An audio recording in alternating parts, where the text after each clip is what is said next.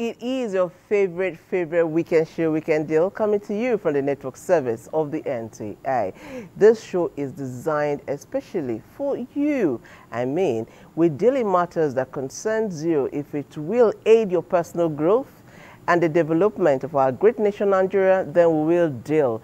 And that's why we are here weekend in, weekend out. And if you notice, this weekend is no different.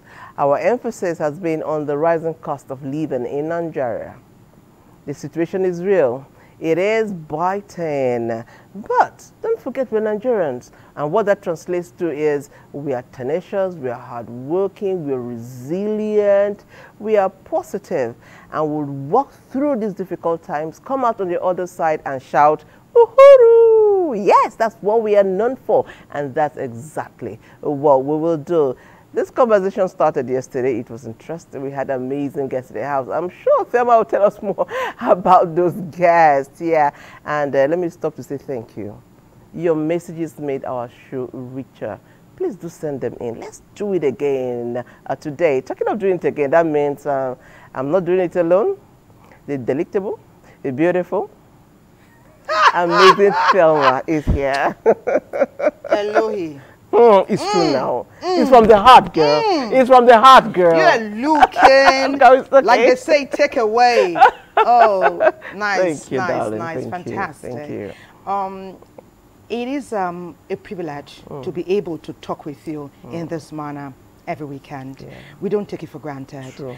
It's our hope that when we bring experts to come to prefer solutions, that you also take something away. Because we take quite a bit from your messages. Yes, we do. When you tell us how it's happening with you, real time, real talk, our experts dwell on it, we add a little bit of what we are feeling to it, we become better. We're able to empathize and open our hearts and be real about everything as it happens. My name is Thelma. Her name is Patience Eloy. You didn't call my name. I didn't, but so she has called it Patience Eloy. And it's great to be here as always. Weekend Deal. Welcome back. If you're just joining us, it is Weekend Deal, your favorite weekend show on television. This weekend has been all about the cost of living in Nigeria. Now, our backgrounder, as put together by Tala Tulandi, will not only set the tone, but it will kickstart this very important conversation. Let's watch. Nigerians are struggling with stagnant wages while food prices soar, forcing many to stretch their limited income to cover basic necessities. To cope, prioritizing essential spending and careful budgeting is crucial. If you go to the rural places now, even in Abuja here where we live, people are cultivating every open field. People have gone into farming. People are doing a lot. So we discovered that the corn you used to buy in the market, you can now produce, even if it is just half of the full quantity you usually needed. So that will come in helpful. When people explore alternative means of income, generating income, very soon the long vacation will come in. There are families that have grown-up children. They can engage them in little things like trading or whatever, you know, just to help their families. The high cost of living also impacts healthcare, as many can't afford nutritious food, leading to increased illnesses and costly hospital visits. Promoting affordable healthcare and nutritional education is necessary. I wish that Nigerians should also be careful. First of all, be careful with your living style, your style of living. so that you don't incur some diseases or some problems that otherwise you could have avoided. I also advise Nigerians to practice exercise, regular exercising. Let them exercise. You know, there are things that through exercise we can avoid. Rising electricity tariffs strain budgets and limit access to essential services. Energy conservation and alternative sources can help increase fuel and transportation costs further strain budgets, especially for low-income earners. This is not a time for tariffs to be increased, like electricity tariffs and other utilities. If it needs, that government should support them because they have a huge burden to bear also in order to maintain such services. Government should look into that to ensure that the citizenry is spared the additional burden of tariff increase at this moment. Carpooling public transport and fuel subsidies are a potential solution. Overall inflation is eroding purchasing power, making goods and services less affordable. I am not an economist, but I don't have to be an economist to understand that low fuel, low energy cost has been the driving force of the Nigerian economy. And the moment you withdrew subsidy, it became a haywire situation. And my encouragement to Nigerians is that there are things that have already happened. While I talk to Nigerians, I also appeal to the government. So much was promised, but so little has been delivered. Promises were made about how to ensure that the effect is reduced on the ordinary Nigerian. But to our surprise, we see that over a year after the removal was effected fully, so little has been done in actual terms of reducing the impact of such a policy, pronounced policy, on the citizenry. So while we ask the government to speed up with whatever it is doing to bring relief to the common man, we're also asking the common man to adjust. Budgeting income diversification and advocating for stabilization policies are vital to navigate these challenges. These economic challenges requires collective effort and strategic planning to ensure a better quality of life for all Nigerians. Our focus on Weekend Deal today is cost of living in Nigeria. Okay, amazing, Talato. Nice way to take off our show today. Focused on the cost of living with special attention to food. We must start from there because all of us need to eat so we can be alive and be here on Weekend Deal and read from you and get you to participate. And guess where we're going next? We're going to the heartbeat of the nation, to Benin, where Tony Abolo and others will tell us what's happening there and how it's impacting our people over there. Benin, you're ready. Food is essential for human survival in any given society like Nigeria, and access to nutritious food is necessary for maintaining good health. If food and foodstuffs are not readily affordable due to high costs, experts say it can lead to insecurity, poverty, health challenges, and other social vices. What is food security? It's an important element of governance. Like you talk about security of lives, there must also be food security. You must be assured about its production, its distribution, its prices, and how it finally gets to people's table. These things, they may look like rocket science, but they are not. What you need is supply. It's a supply chain that must be improved. And then when there is enough supply, and everybody brings in as much as they can. And for us in Edo State, we must relook at importing, that's internal importing. There's need for food security now in our country at this critical moment that we are in. You can see a family, what they used to consume in a week, you find them consuming it today in one day. Let us take a trip to some local markets in Benin City to find out the cost of everyday foodstuff consumed by Edo residents. 5 beans. How much for rubber? This brown is now 600. What are this local one?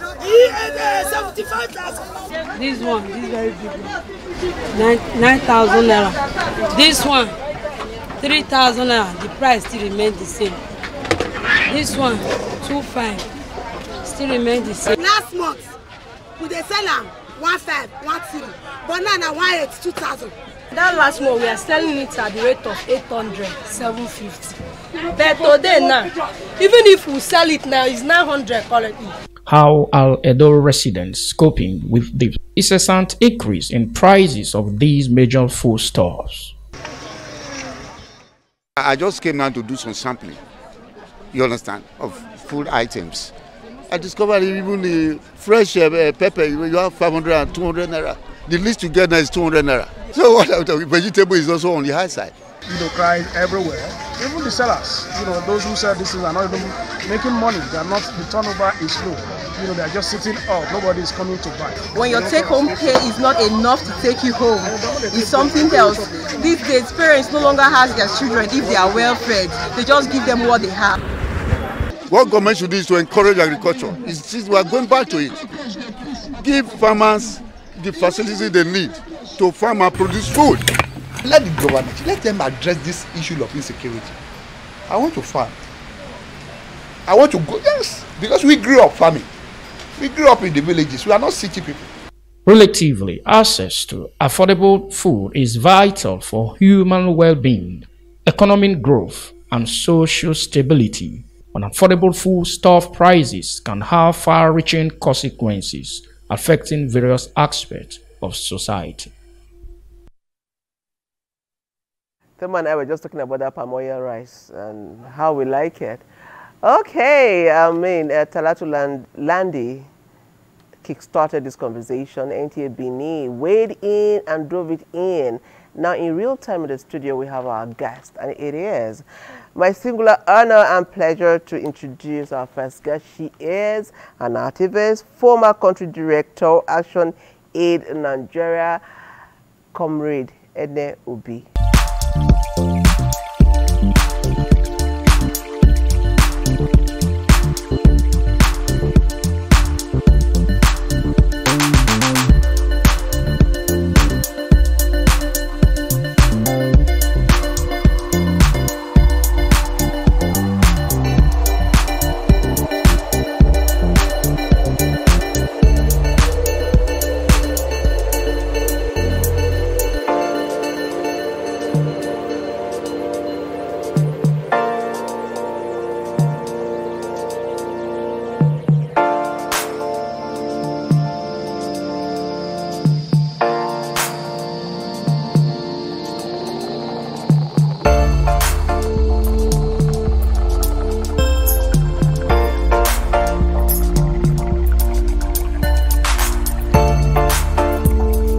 It's a pleasure to welcome you to Weekend Deal, ma'am. You're welcome. Nice to have you here today. Nigerians. So Nigerians, you can see the way it's rolling now. Okay, so get your messages ready. Tell us how it's happening with you. Real time, real talk. As we get to meet our second guest. He's Dr. Chukwudi Victor Odeme, Senior Law Lecturer, Veritas University.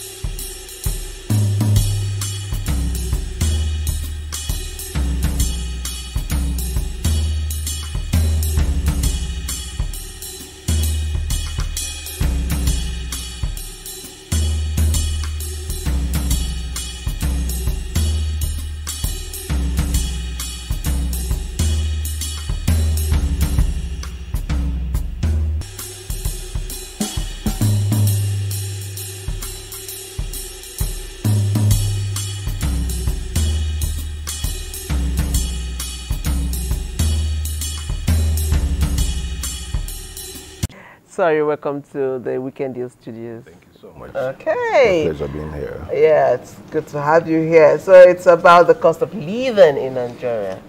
First, let me start with, what do you think about the situation and how are you coping? Or is it not affecting you at all?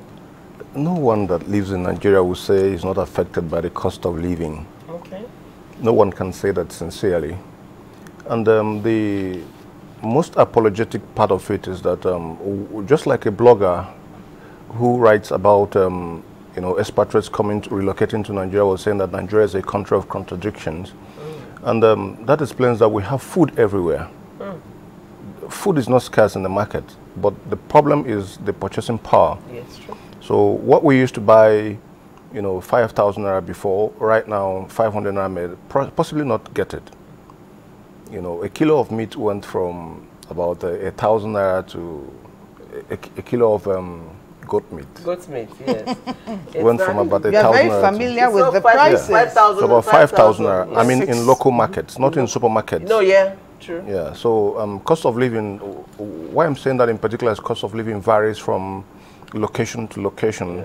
You know, based on personal style, you know, level of income, level of exposure, and where you live. You know, so it may vary. It may go higher as you go to the highbrow part of the city. So it's a bit biting, more biting in Abuja than it is in Jos, than it is in Kaduna, and than it is in Imo State. I understand what you mean. But it's biting. It's yes, biting. Nonetheless. Wherever you are. Yes. The common denominator is bite. The reason why we can bring it to the table is because we know that Nigerians can understand, they can align. Sure. Irrespective of gender, status, you know, everybody knows that it's no longer business as usual. True. Okay, our dear comrade. Yes. It's time for you to weigh in. Yes. Okay. The meaty matter is the cost of living. Our special focus is on food. All of us eat on a daily. Would you say, we did not expect it to come to the point where we are now, but what would you advise that we do now? We are in it now, and every day people are finding it more challenging to eat right, eat healthy. I think, you know, in the first place, thank you for having me, and I'm happy to be here. We need to look at the background. You know, as at, you know, let's look at the poverty statistics in Nigeria. At the last statistics that we got from the National, you know, Bureau of Statistics is about 148.7 Nigerians are living in multidimensional poverty. Multidimensional? Multidimensional. You have about 87.4%, 87.4 million in extreme poverty already before the change in terms of the kind of inflation that was visited upon Nigerians. And so when you have that, and then you have the indices, the issue of unemployment. So many young Nigerians are not employed. We have a youth population, the youth bulge, you know, of about 62.2% of Nigerians are young people. That's an engine room for development.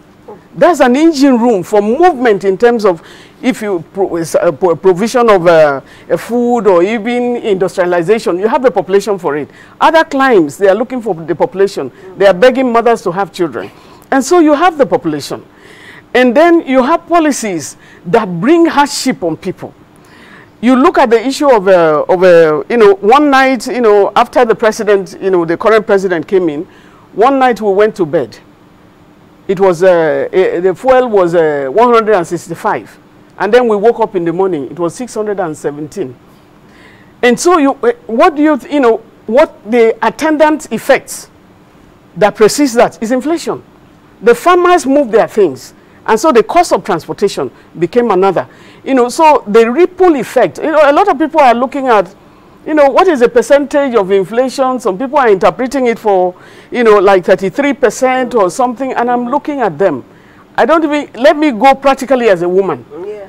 That you went to the market. When Buhari came on board, I used to use that, you know, to analyze what happened before and after. You know, when President Buhari came on board, we were buying rice for 8,000. At that time, minimum wage was 30,000. That 30,000 meant that you could even buy, you know, a bag of rice, and you have bag of, you know, maybe some more and a host of other things, and you still have a change.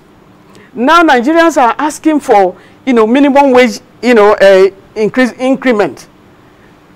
What is the attendant? Even the 250 they are asking about, you know, how much is it going to fetch anybody? They are talking about, you know, 100,000. 100,000, you just go, you can't even buy a bag of rice. It's almost 100,000. And then you have, you know, a few months ago, tomatoes, the cheapest things around us. Tomatoes was 5,000. Tomatoes went up to 25,000. That's a basket, small basket, that you know, 1 week you finish it if you have a large family. This is one of the worst times to be a mother, you know, to so many children. And the father too. Because you can imagine what will come on board. And so we need to look at the underlining, because they used to talk of fuel subsidy. And I know that Muammar Gaddafi, of blessed memory, at the time was using what he had to make sure that they make sure that they put the food down, the cost so low so that everybody can afford it. But ours, we have the oil, we have everything, but the punishment on Nigerians, because Nigeria is the only OPEC country that does not refine oil. And so you have things that you can actually bring down. Now we have Dangote, you know, this thing that is leading to industrialization. Okay. The Dangote refinery caught fire the other day. Dangote, I just saw on even on the post of NTA last night that Dangote refinery is bringing on board Brazil. When we are here in Nigeria, we are producing crude. We cannot give Dangote, which will crash the price of things, because everything has attendant repercussion and effects. Okay. Are there ways we can mitigate what we're facing now? We have a number of ways we can mitigate. The government cannot fold its hands. Because government is about the people. Yeah. You are for the people, and you need to. The cost of governance in Nigeria is so much. They can bring down the cost of governance. I think there's a report, a report. Okay. You know, President Bola Ahmed Tinubu had said that it should be implemented. But we are seeing them creating more ministries. And so where do you go from that? But one of the things we need to do is to focus on agriculture. And then insecurity is another one that is following the poverty on the side. Many people cannot go to the farms. I remember that we have to, a couple of, you know, last year, you know, we received a cry from an environment where so many children were so malnourished.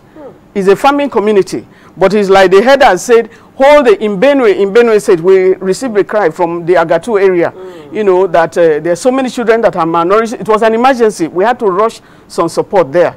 But the header said, hold the town and we hold the bush. So you don't come. So a lot of people across Nigeria cannot go to farms anymore. And so the insecurity is also creating. But we want to encourage that there should also be, you know, like we work with small scaleholder women farmers across the 33 states. And one of the things they're suffering from is, you know, lack of credit facilities. Okay. And so they need credit facility. Abia State Governor has, you know, released 1 billion, you know, to agriculture, 10,000 farmers, you know, for agriculture, no interest. No interest. No interest. These are deliberate things that the government can do. And then people should also look at, you know, doing gardening around their homes, those who can afford it. You hold your thoughts. I mean, boosting agriculture by the government is the way to go. We need to produce more food. I do know that you're itching to speak, but hold your thoughts, because Orca is ready. So let's see what is going on with our Mama Nkechi. It's no longer in Basira. Mama Nkechi, how cheap is your food in Orca? Because when I come there, I want to eat. Orca, take it away. Is one of the basic necessities of life. It contains nutrients, substances essential for the growth. It repairs and maintains body tissues, regulating vital processes and organs of the body when eaten correctly.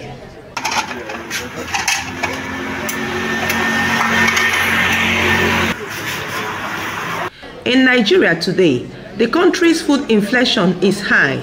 The National Bureau of Statistics this year, May 2024, put the country's food inflation rate at 44.66%. In Anambra State, Southeast Nigeria, The same shortage of food materials is experienced through the length and breadth of the land. Talk less of the food itself, which is on the high side. I feel very sad as a Nigerian now. It's everywhere. There are some families who can't even afford 3 square meals a day. We're not more talking about 3. 1 is even impossible for most families. Imagine somebody who has about 3 or 4 kids now. How do they go to a cup of beans that used to sell for like 150, 100 naira, now goes for 450 naira. All these things I know because I go to market also. Things are very expensive. Tomato, 4 pieces of tomato now is now 1,000 naira. So it's like 250 1 piece of tomato now in Nigeria. The cost of food is affecting especially the poor people. Because let me use my family as an example. My daddy is nursing. Normally their day job, their daily payment is 5K. Now, before he used to give us like 3K, we use and cook and manage. But now even the daily page money of his job is not even enough for our food.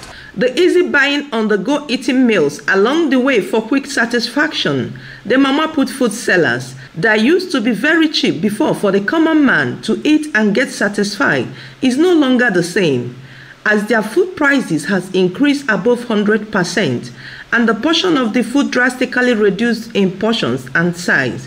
Why is this so? The sellers themselves has this to say. Before we used to sell food 600, but this time around things are very costly, so now we used to sell food 150 a plate. People are not coming now as they are coming before because of the cost of the food. Before now, things used to be way cheaper. At least you can get foodstuffs, smaller price, pepper, onions, aku to be precise, because we sell aku. You used to get like painter 1,500, but now it's 3,000 naira. In fact, the price keeps increasing on a daily basis. I used to eat here 700 with 1 meat. Then if I want to eat with 2 meats, around 1,000 then. But now it's 1,500 with 1 proper meat. And if you want to eat to be filled, you guys keep around 2,000 naira. This thing I've seen is just 1 fufu and one piece of meat. Before I used to go for about 700, now it's about 1,002. So things are very, very expensive all over the place. Mama Put used to be a place where you go to get cheaper food. Nowadays it's no more like that. This time around now, you cannot even go to market with 20,000 naira and purchase something that you can put on table and make it so that people will eat it. So things are very hard now in this Nigeria now. So we are begging government and our people to look into all those things. There is urge from every quarters of life that government should come to the rescue of his citizenry so to resolve the high cost in food items, knowing food is an essential component of our well-being and plays a crucial role in maintaining good health and preventing diseases. A stitch in time saves 9. Interesting. So do you think patients can afford Mama Put in Oka? I will try. When I get there, there's the way I will say, see, give me side rice. Add small beans. You see that leg of that's small meat, not a big one. By the time I put it together, I might be able to eat. Eat something. Eat something. I'll keep it real. I will not go according to my stomach. Yes. I'll go according to what I have in my purse. But doctor, weigh in. Weigh in. He was before the break, Comrade NS spoke expansively about the challenges where we are and measures we can take. I think at this time is more about measures. We are here. You can advise, perhaps, governance, things you think can work, but look to the people. Look to the people. Okay, on people making adjustments that are entirely dangerous for healthy living, there's a current report that in Kano, people are beginning to go for rice husks. Rice. The husk? Yes, the husk. Is it edible? I don't know how that works, but the report says that people go to the mill. The chaff, what they call chaff that are thrown away, people go to sort for rice from it. And the report indicated that stuff is very difficult to cook. So apparently there may be little or no nutrient in it. So that's how bad it has become. And there could be things that are detrimental to health. Yes. Even because it's chaff. Yes. It's been removed. But that's where we are right now. Many people are doing some other dangerous things, cutting down on the number of meals they have in a day. Yeah. Eating 3 times a day is not a status symbol, but it is a health advisory. It's for your own health living. Because if you skip meals irregularly, if you skip meals so much, you might be endangering your health.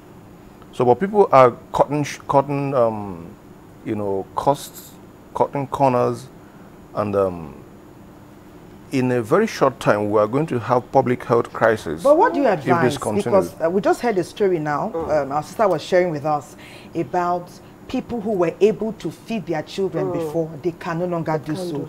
You already admit that it's not a choice. It's not a choice. I mean, it's not intentional. They're not doing it with joy. They are doing it so that the children can survive. Perhaps a comedian, tell us about that. He said it's detrimental to their health and to the pocket in the long run. People are exhausting their savings to feed, which was not the initial reason perhaps for putting that money aside. But what ought they to do? Is there another option open to them?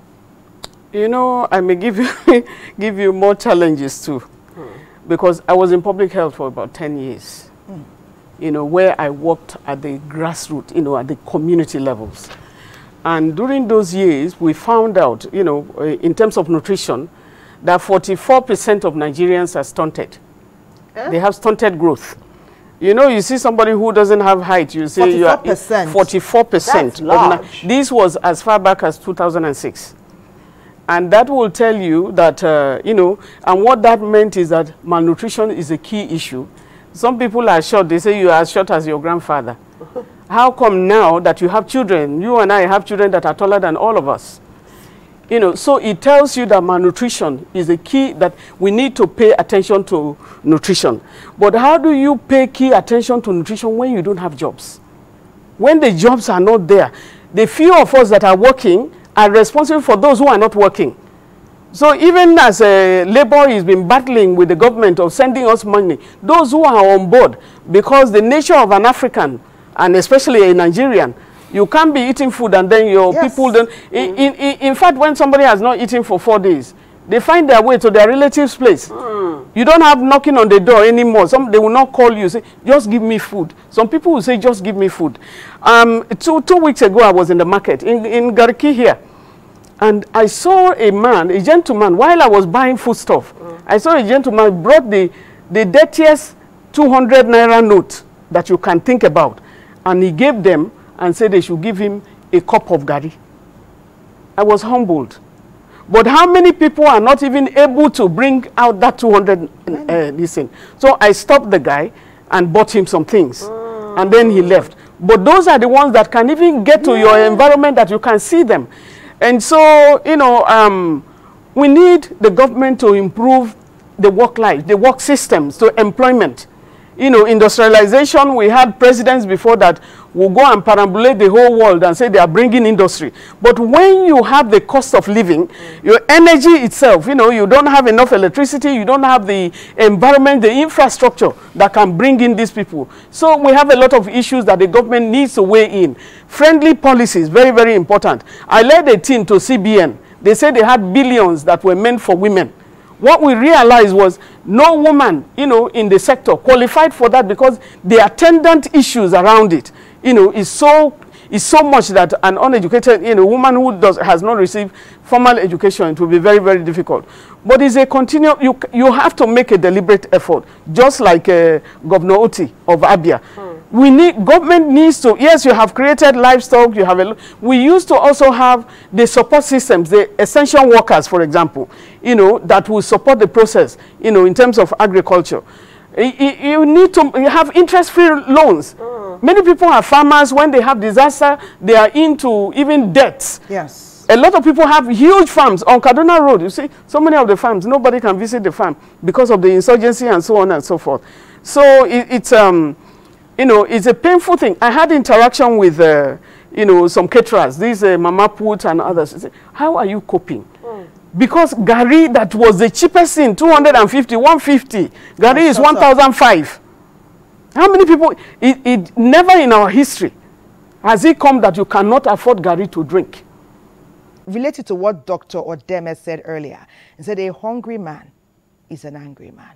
Asaba, tell us more please about this. Over the years, the cost of items have been on the increase in Nigeria, which has increased the cost of living, fueling hardship. This hardship have been heightened by recent government policies aimed at various reforms. One of such is the removal of fuel subsidy. In Delta State, the story is not any different as the ban of commercial motorcycle, otherwise known as Okada, in some major cities, including the state's capital, Asaba, has thrown many able-bodied youths into unemployment, hunger, and increased anger. This gives credence to the saying, a hungry man is an angry man. The streets are no longer friendly as little actions infuriates many, leading to crime and criminality. However, some respondents say this economic hardship is not enough to indulge in vices. We will not say because there's hardship, somebody is greedy. Somebody is greedy, he's impatient, he's impatient. Crime wave in the society is a very bad one. But I think criminals are made, if not even born. Our value system has been eroded. And because of this value system that has been eroded, a lot of things happen. And when they happen, those who are supposed to speak don't speak. Parents don't speak again because their children make money by the size, free money. With that, they keep quiet. And that is what is part of what is killing us today. What then is the panacea to increase in crime as a result of the high cost of living? So for me, I would advise that the people should manage their expectations, number one. Two, they should live within their means. Three, is not everything you see on social media that you aspire. There's a whole lot of wrong living, fake living on social media. So you should be able to tailor your expectations to your reality. As Nigerians hope for positive change in the economic story, the need to collectively create the society of favorable dreams begins with all. Remember that saying something when you see something is the first step of tightening your security. Let's be each other's keepers. A hungry man indeed is an angry man, and of course beyond any increment in wages, they should think about other alternatives. Yeah. And my director of programs, remember at the meeting said, he also said the same thing. For example, if people can afford the fuel prices are okay, people can, yes. The tariffs of electricity are down, and all these things are stable. Now, more people, and there's security, more people can go to the farm. Yes. More people can afford light to run their businesses. So it's about the environment. That's what people should talk about. Should be something like, let's harmonize our salaries. If I am working with an establishment A and you are B and you are federal government, let our salaries be equal across the board. And that's where we are going now. NTA Knowledge has put this together, and it's about harmonization of salaries. Let's go there. What some people mistake for the high cost of living is really the cost of living high. Doug Larson. The rising cost of living in Nigeria is one factor affecting the quality of life of its citizens. The cost of living has been steadily increasing, marked by a significant rise in the prices of food and services in recent years. Pay 5.5 for 1 pen. The present cost of living in Nigeria is what I would describe as something that is very unimaginable, because we can't even afford, the bare necessities, I could give a couple of examples. As little as bread, as little as egg, as little as noodle that we know that, it's something we eat constantly at home. As it stands now, we can't even afford it. They say Gary now, it's big man's food compared to how it used to be. I mean, we could actually practically stand outside now and, drink our Gary, and people will see us as, very rich people as it stands now. It's unfortunate, but we're in it. It's how to get out of it we should be thinking about. How much is this? 3,000. Things cost more now, and many families have not experienced an upward change in their monthly or annual income. I think the government should think about rate parity in this case. Rate parity in the sense that, there should be, for the same level, both in any ministry, in any parastatal, it should be at the same level. If not, maybe a marginal percentage in difference, 2%, 1%, as the case may be, so we can all be, you know, at the same salary level. That's why I'm actually considering rate parity. Rate parity is what we actually need now. Numerous people are complaining that the cost of living in Nigeria has gone up. 500 now. I think government need to do something to set up a committee that will review the salary structure, where somebody in ICPC will be collecting times 20s of salary, somebody in civil servant, in the ministry. It's not done anywhere. One doesn't need to tell anyone about what is happening in Nigeria.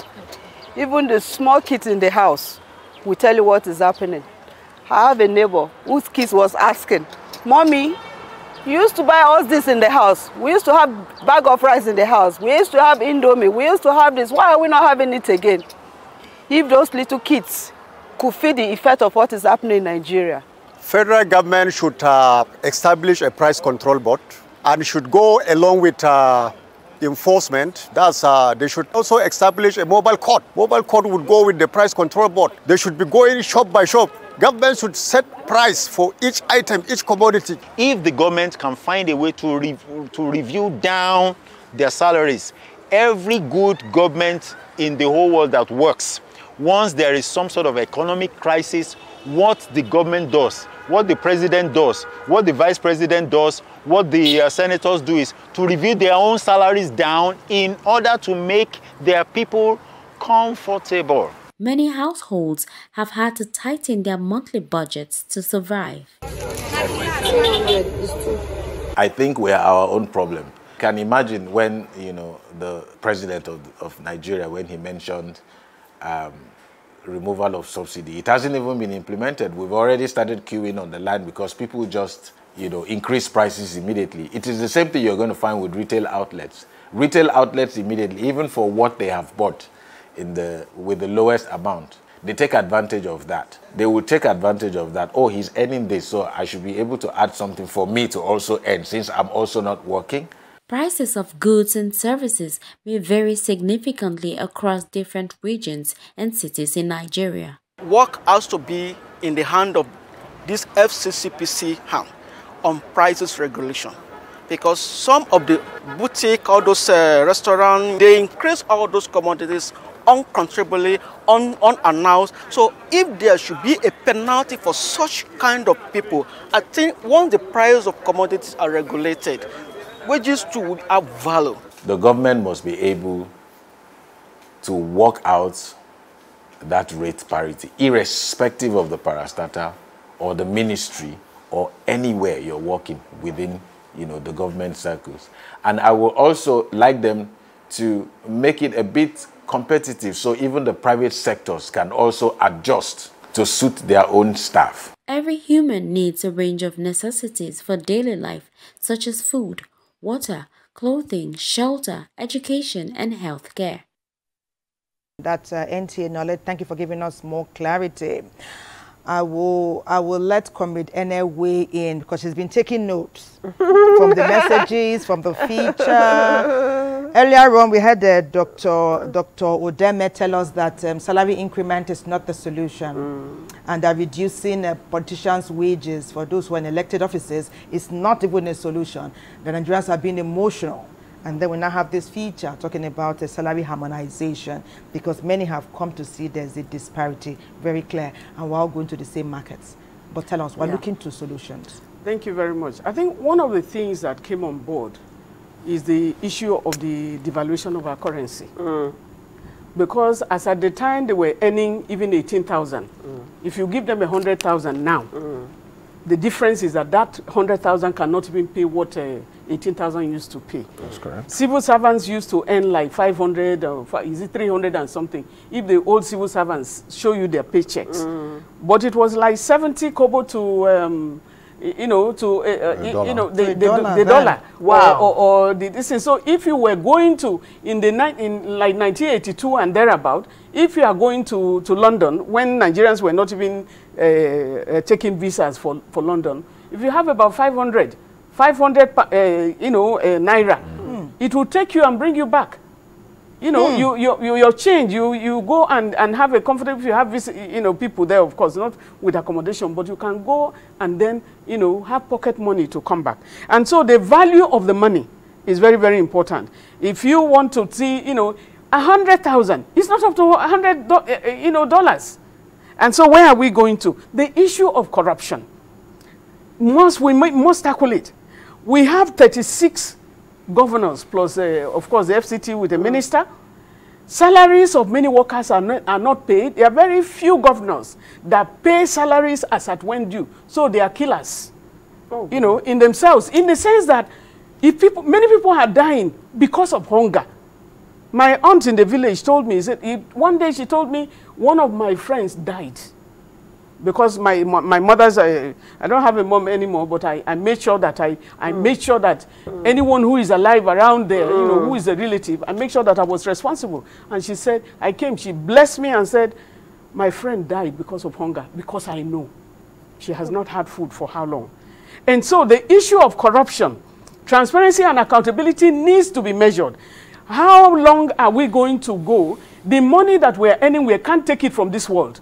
And so it's important for the political class to bring down the cost of governance, to bring in transparency and accountability. We need citizens to challenge people.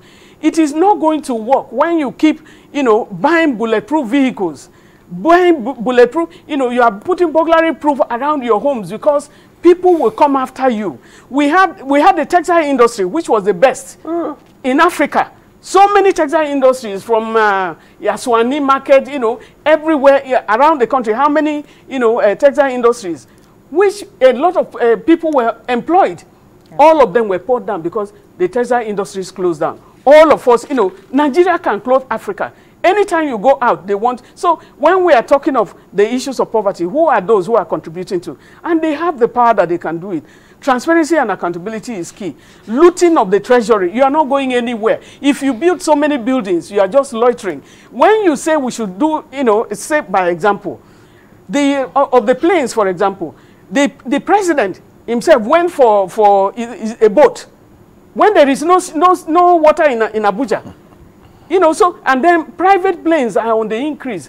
Where is their own source of income? And you need to also look at EFCC and ICPC, the cases that are in court. There are so many governors, those who are in parliament today, there are so many of them that have cases with EFCC.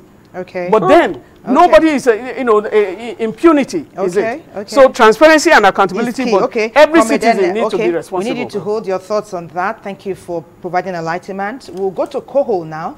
Kohol has been doing a package on storage. Is it the food items? Kohol, what did you find? You did your research. Please share. In the heart of Nigeria, where the cost of living continues to rise, the daily struggle to afford a full meal is a reality for many. Amidst these challenges, a new warning from Professor Moji Adeye, Director General of NAFDAC, has urged Nigerians to avoid storing cooked food in the refrigerator for more than 3 days. The warning highlights the risk of contamination by disease-causing pathogens, which can lead to severe foodborne illnesses and even death, has added another layer of complexity. It's not easy for people now to now say you cannot keep a food for long. That 3 days cannot do anybody. Like my owner, I used to go to Suleja market or Dede. I can buy in bulk tomato and pepper, grind it, boil and put it in the freezer. Be bringing out small to cook.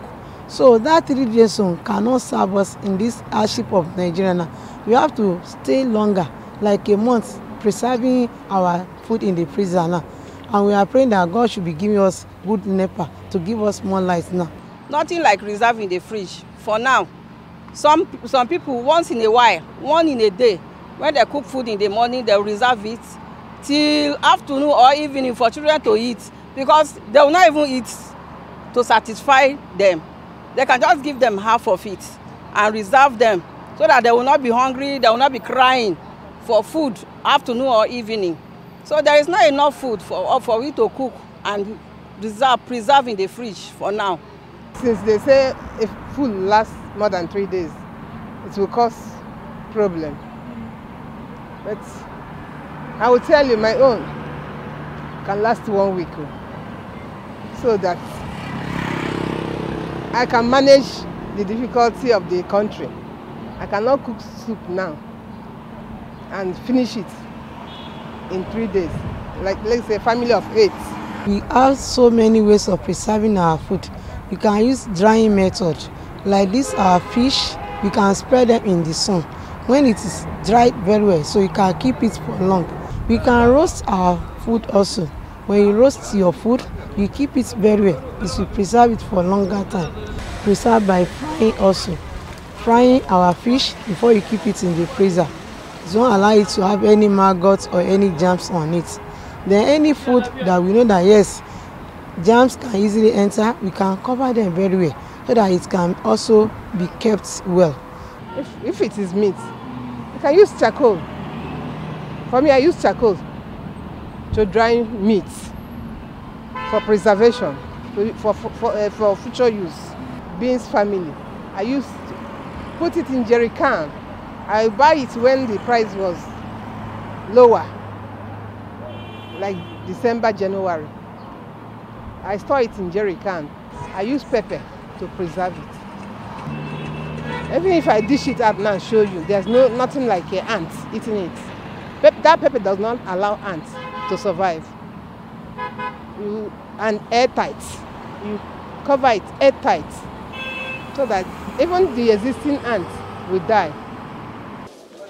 In the midst of economic hardship, the resilience and ingenuity of Nigerians shine through.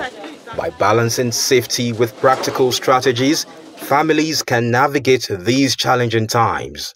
Let us continue to support each other, share knowledge, and ensure that everyone has the opportunity to thrive. Together, we can make a difference, ensuring that our food is not only safe, but also sustains us through the toughest of times.